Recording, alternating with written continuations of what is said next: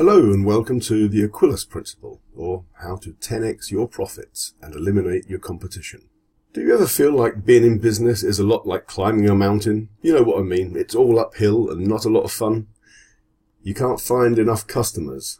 The customers you have got don't want to spend a lot of money. Competition is steep. You can't charge the right amount for your products and services for fear of losing the customers you have managed to find. Do you ever feel like you're stuck in a rut? Just can't get ahead? Are you putting in too many hours for not enough money? Are you barely making a living? And certainly not making a fortune? And most importantly, do you wish things were a bit easier and a lot better? You know, your business is supposed to free you, not control you. What is it costing you to have an underperforming business in terms of your health, your lifestyle, your relationships? And not to mention how much is it costing you financially? Well, it doesn't have to be that way. It doesn't have to be that hard. There's a much easier way to earn a fortune without killing yourself in the process. If you want a better life, then you're in the right place at the right time. I'm James Kerr, and I'm going to show you several little-known ways to make your business more profitable and fun again. You're going to see how you can boost your profits, increase your personal wealth, and do less work at the same time. We'll get you set up to make a fortune, not just a living. But let's be more specific than that. In the next few minutes, you'll discover how to increase your profits by 30% or more in the next 30 days. That's a 30% increase in profits in the next 30 days. And if that's not exciting enough for you, you'll also discover a simple way to 10x your profits in the next 5 months or less. That's 10 times the amount of profit you're making now. And you'll be doing less work at the same time. If you think that's impossible, just stay with me for a few minutes. I'm going to show you the power of small numbers in business and also the power of big numbers if you're more ambitious. I'm going to tell you a very short story a little later on. I love telling stories that help to illustrate the point I'm making because a story creates pictures in your mind, and we all think in pictures, don't we? If I ask you to describe your house or your front door, you see a picture of your house or your front door in your mind. So we all think in pictures, and stories create pictures for us. The story I'm going to tell you is about an eagle. The title of this program is the Aquilas Principle. Aquilas is the Latin word for eagle, and you'll see why it's important to your business a little later on. But before we get to that, you may be wondering who I am and why you should care what I think about your business. And that's a fair question. So let me tell you just a little bit about myself so you'll understand how I can help you. I've been earning my own money, my own income, in my own companies for the past 21 years or more. Before that, I had a job, just like most people. Then one day my boss telephoned me to let me know that I was no longer required and they were letting me go. I hadn't done anything wrong, but just like that, I was out of a job. Now, you may well be thinking, so what? Lots of people lose their jobs. But for me, it was a bit more serious than that. You see, I was living and working in the United States, and the job I was doing gave me the work permit and residency visa I needed to be legally in the United States. So when I lost my job, I also lost my right to live and work in America. I'd been there for 5 years and had a house, a car, friends, a social life, everything you'd expect. And suddenly it was all taken away from me. And I had to move back to the UK, where I hadn't actually lived for over 10 years. In the UK, I had no house, no car, no friends, no social life, no job. And I ended up moving back in with my parents at the age of 32, back into my old bedroom, the bedroom that I'd grown up in. It was humiliating and depressing, and I made a promise that I would never again allow an employer to have so much control over my life, or my happiness, or my ability to earn a living. And so I decided to go into business for myself. Well, I didn't know much about business. I really didn't know what I was doing, so I made a lot of mistakes along the way, and learned a lot of valuable lessons the hard way. I fell down quite a few times, but over the years I've earned millions and millions of pounds through my own companies. I've won national and international awards for business excellence, and I've genuinely had a fantastic time over the years. But I could have earned a lot more, a lot sooner, if I'd known then what I know now, and what I'm about to share with you. You see, business isn't supposed to be hard. It's supposed to liberate you. It's supposed to give you everything you could ever want or need, allow you to create a personal fortune. It's not supposed to be a prison cell with you serving a life sentence of hard labour. You can't keep doing the same thing over and over again and hoping that things will change, because they won't. But something has to change for things to be different, and that something is you. You can't change the whole world, but you can change yourself. And when you change, your results change, and your life changes, and it all starts with you. So let me tell you the story about the eagle. Once upon a time, there was an eagle's nest, and it was situated on a hillside overlooking a farmyard. And one day, one of the eagle's eggs rolled out of the nest and rolled down the hill into the farmyard, where there were a flock of chickens. And one kindly old hen came along and saw the egg lying there on the ground, and sat on it and incubated it until it hatched. And the little eagle opened its eyes, saw all the chickens, and watched what they were doing and learned from them. And he saw that they were scratching around in the dirt and the dust, looking for grubs and worms, and eating the bit of corn that the farmer would throw into their pen. And because that's what everyone else was doing, that's what the little eagle started to do. Started rooting round in the dirt and the dust, looking for grubs and worms, just like the chickens. But every now and then, the little eagle would look up and he'd see the other eagles flying high, soaring majestically. And he would look at that and say, wow, I wish I could fly like that. And the other chickens would laugh at him and say, you can't fly like that. You're not an eagle, you're a chicken. And they would laugh at him, and because they laughed at him, he eventually stopped saying that. I wish I could fly like that. And when he stopped saying it, time passed, and eventually he stopped dreaming about it as well. And he lived his entire life and eventually died as a chicken among the other chickens, scratching about in the dust and the dirt, totally unaware of the huge potential inside him. You see, the reason I tell that story is because I see a lot of people, and perhaps you can identify with this, I see a lot of people, business people, who are scratching around in the dust, just barely making a living, with a huge reservoir of untapped potential inside them. They're capable of so much more, but often just don't know how to do it. To be more, to have more, to achieve more. And so they spend their whole lives just barely getting by.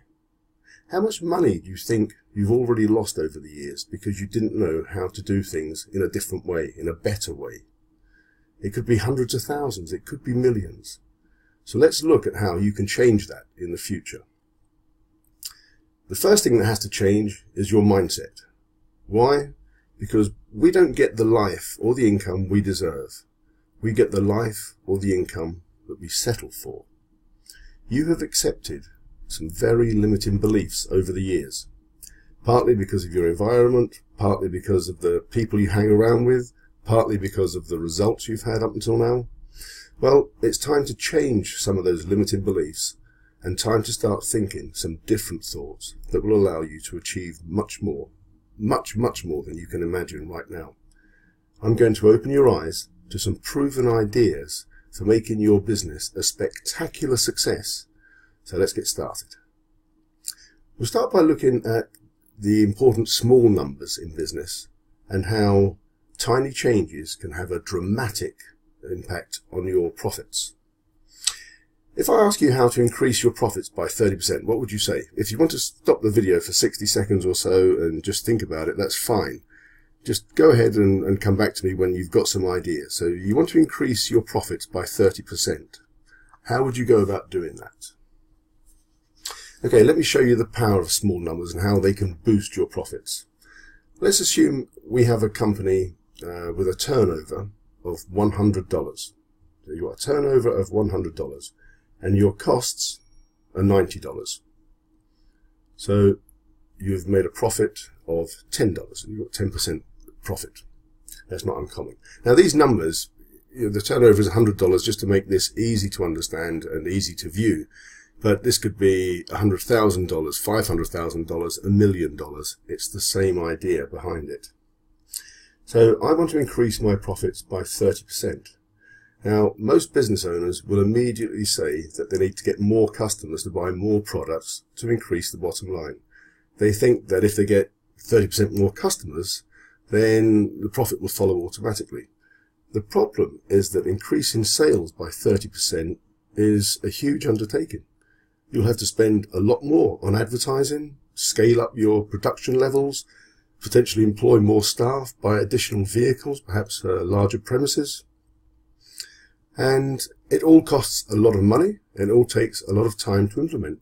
But you don't need to increase the top line to increase the bottom line.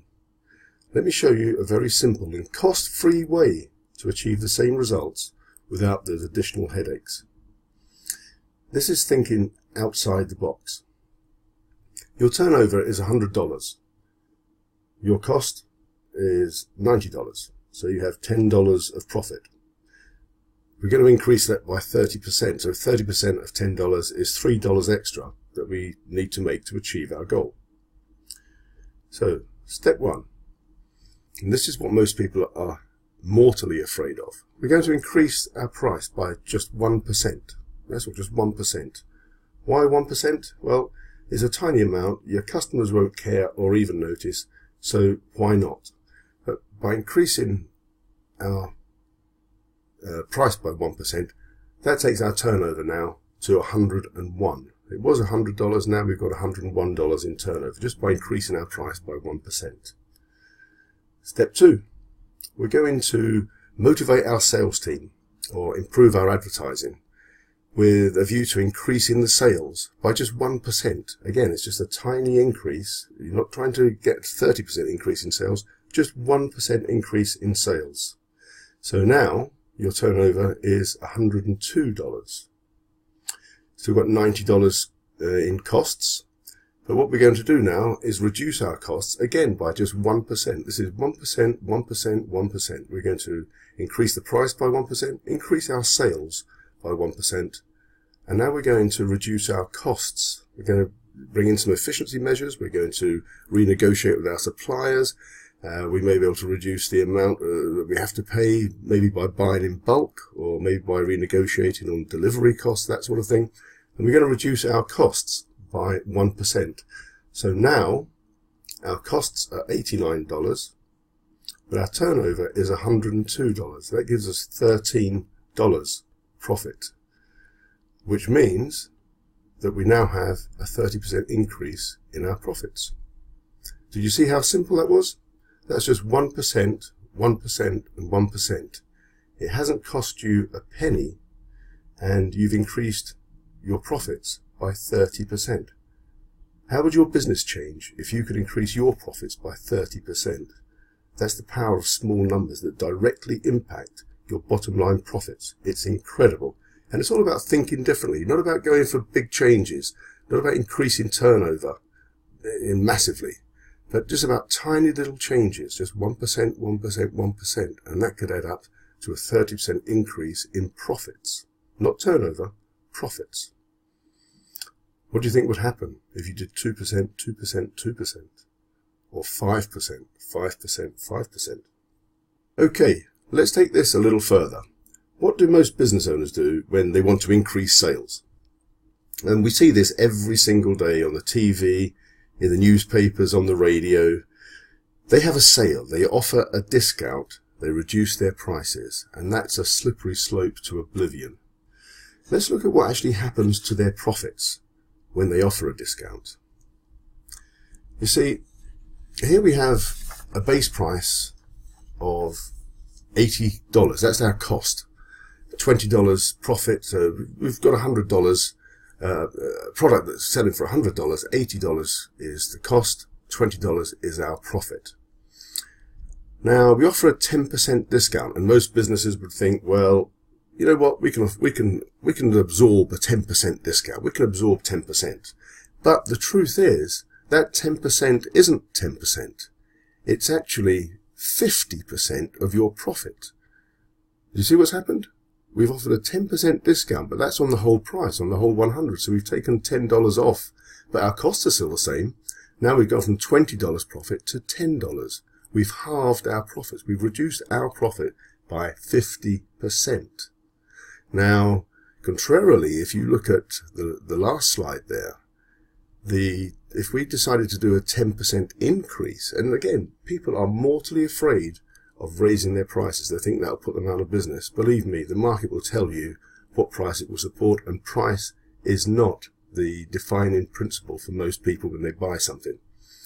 If we did a 10% increase, so now we're selling for $110, that gives us $30 profit. That's a 50% increase in profit. So a 10% increase in price gives us a 50% increase in profit. So the moral of the story is that the discount affects your profits a lot more than the percentage amount of the discount. 10% discount is a 50% drop in this example. But a fairly modest increase in price boosts your profits exponentially. Again, it's just thinking outside the box. Now, let's say you want to make a huge change and 10x your profit margin, 10 times the amount of profit that you're earning right now. What does that actually look like? Well, if we go back to our earlier example with $100 turnover and $10 profit, because we've got $90 in costs. So 10 times that amount of profit would be 10 times 10, which is $100. So we would, our cost is still $90. We want to make $100 profit. We'd have to sell the product for $190. Is that even possible? Well, of course it is, but we'll come back to that in a moment. But look at what we've done. The selling price has gone from $100 to $190. That's not even double the original price. It's not even double the original price. But it gives us 10 times the profit. 10 times the profit. Profit increases exponentially with any increase in the sales price. Now, you may be thinking that you couldn't possibly jump from $100 to $190 because of the competition. They're not charging $190. How can I possibly charge $190? So let's look at the so-called competition. Personally, I don't have any competition because no other company has me and what I offer. I'm unique, and so are my products and services, and that is exactly the same for you. You may have been following the herd up until now, but now you're starting to think differently, and that will show up on your bottom line. I guarantee it. And let me tell you a couple of stories about myself, a couple of personal examples of exactly what I mean by this, and how I didn't have any competition, and I wasn't in a price war with anyone at any time. When I first came back to the UK, I bought a pub and restaurant, a bar and restaurant, and it was trading at the top of its game pretty much. That's what everyone thought. They thought it was running pretty much at capacity. It was taking about as much money as it could, and the advice I was given was, don't change anything, just let the staff do what they do and you'll make some money and it'll be fine. Well, that wasn't my plan. I went in and I changed quite a lot of things. A lot of the systems that we had in place anyway I changed. I didn't spend a lot of money on decorating it or buying new tables and chairs and things like that. But I did change how we treated people when they came in and the experience that people had. And I became, very quickly, the most expensive pub in the area. The most expensive pub in the area. Now, was I in competition with all the other pubs? No, because they were all in competition with each other. They were offering happy hour, half-price drinks, buy one, get one free, that type of thing. They were all competing on price with each other. I wasn't. I was the most expensive pub in the area. They weren't my competition, and I didn't want their customers. And that's the point. Not everyone is your customer, and you shouldn't want everyone to be your customer. You decide who you want as a customer, and that's how you aim your marketing. So I created an environment that people wanted to come to. It was a safe, warm, friendly environment. We had music, we had food, we had drinks, and they got the whole experience. And I didn't want the troublemakers from some of the other bars coming in, so I priced accordingly. And the prices actually kept some of those people away and did me a favour. Now, I had that pub for 2 years, and as I say, when I bought it, they said it was trading at the top of its game. It was bringing in as much money as it was ever going to do. Well, I changed all that, as I said, and 2 years later, I sold the pub for more than double what I paid for it. So I actually made a 231% return on investment. 231%, more than double in 2 years, and I made a fortune while I was there. I didn't have any competition with the other pubs. They were not my competition. I didn't want their customers. I wanted different, better customers. And that was what I did. So it's all about thinking differently. Now, my second business, one of the other businesses I set up, was in carpet cleaning. There's nothing exotic about carpet cleaning, nothing fancy. And I decided to get into it. I won't tell you the whole story of why I got into it, but it made me a millionaire. It made me a millionaire and one of the biggest independent carpet cleaning companies in the UK. While the vast majority of carpet cleaners are one-man bands, doing the work themselves, going round in a tatty old rusty van with second-hand equipment and just earning enough to keep themselves going. So what was different for me? Well, first of all, I didn't accept that they were my competition. I still get leaflets now through my door from these carpet cleaning companies who are offering to... I live in a 6-bedroom house. They're offering to clean my whole house for the equivalent of between $100 and $150. My whole house. I wouldn't get out of bed for $150. I wouldn't open one eye for $150. I wanted more. I wanted a lot more. And so I never went into competition with the other carpet cleaners. That may sound strange because I was in the carpet cleaning industry, but I didn't want the kind of jobs that they were getting. So I started the company from home, from my garage. I had the equipment in my garage and a spare bedroom that I made into an office. And I know that sounds like a cliche. Everyone starts their business in the spare bedroom, but I actually did. I put a desk in there and a computer and a printer. I think that was pretty much all I had. And it started off with just me and one other guy, Ernie. We were out there actually doing the work ourselves on day one. But I offered a different level of service to my competitors, if that's what you want to call them. As I started to take on staff, I put all my staff into smart uniforms. They were all in clean, sign-written vans. I got them the best equipment and sent them on the very best training courses. Eventually I was training them myself, but initially we sent them and myself onto the very best training courses that were available. And I advertised to a different level of clients, wealthier clients, corporate clients. And the result was that I charged a whole lot more than a basic, normal carpet cleaner could, because my customers were buying the whole experience rather than just a basic carpet clean. Our staff even had their own doormats that they would put down outside the client's front door before they rang the bell. The mats were clean, had our company name written on them, our logo, and the client, when they opened the front door, would see a smart, uniformed carpet cleaner standing there on a corporate doormat, and it was all just another part of the service, an indicator of the quality of the service they were about to receive. No one else was doing anything like that. But it was just another nice little touch that added to the quality of the service. So what could you do differently that would set you apart from others in your industry? Remember, there are always customers who are willing to pay more for a better perceived service or product. And it's important that it's a better perceived service or product. It doesn't actually have to be that much better, but if it's presented in a better way, then they're willing to pay more for it. A great question to ask is, what kind of customers do I actually have at the moment, and do I really want them? So I've created this slide. It's the 4 types of customer fuel. You can imagine it doesn't matter how good a car you have. If you put the wrong fuel in it, it's not going to run well, and it's going to break down. And that's the same with business. Your customers are your fuel. And most companies that I know of, most business people, have what I call D-grade customers.